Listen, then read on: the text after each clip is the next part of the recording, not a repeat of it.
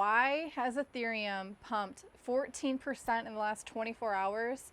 It has retraced a little bit. It's only up about 11%, but a lot is happening with Ethereum. I'm going to talk about it all as we get into it, but welcome to Crypto Tips. My name is Heidi. I encourage you guys to hit the like button and hit subscribe, and also check out the CT Club down below. It's a really cool place. We share a lot more information, trade alerts, market updates, our portfolio, and it's a cool community. So Ethereum pumped. A lot of people are saying it's because an Ethereum developer has come out and given a specific date on when the merge is gonna happen.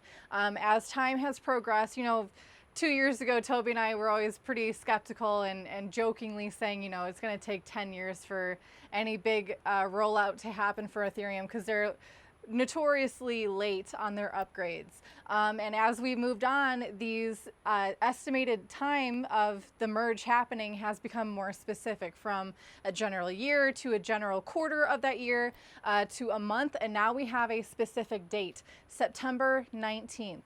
Of course, this date is subject to change, but I think it's showing all the more promise that the developers are on the right track and they are approaching to have this product ready to launch with confidence.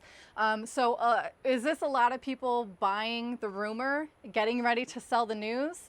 How are a lot of people with a long-term perspective playing STF against Ethereum? That's what I'm going to be talking about in tomorrow's video, but let's just go into, for those of you who need a little rundown, what the merge is. Ethereum is moving from proof of work to proof of stake. A lot of people think instantly there's going to be cheaper transactions, faster transactions, and there's always this underlying uncertainty of, will layer 2 solutions be relevant when proof of stake comes out for Ethereum? So what the merge is doing is, we can think of it as laying a foundation of being able to implement more scalability improvements like sharding, which helps with faster, cheaper transactions, for example. And because of this is why layer 2 solutions will still prove to be very important well into the future of Ethereum. I don't think they're irrelevant. We're seeing Matic also pump like crazy, and also with a lot of really big partnerships with Disney most recently happening as well. So Matic has definitely been on Toby and I's list of alts to reinvest in for this next upcoming bull market. If you guys want to know about what other altcoins we're looking to buy and accumulate early, check out the CT Club. Lastly, there's a lot of people who have staked Ethereum and have done so on centralized exchanges like Coinbase, Binance, for example, and they want to know how come they can't withdraw that Ethereum.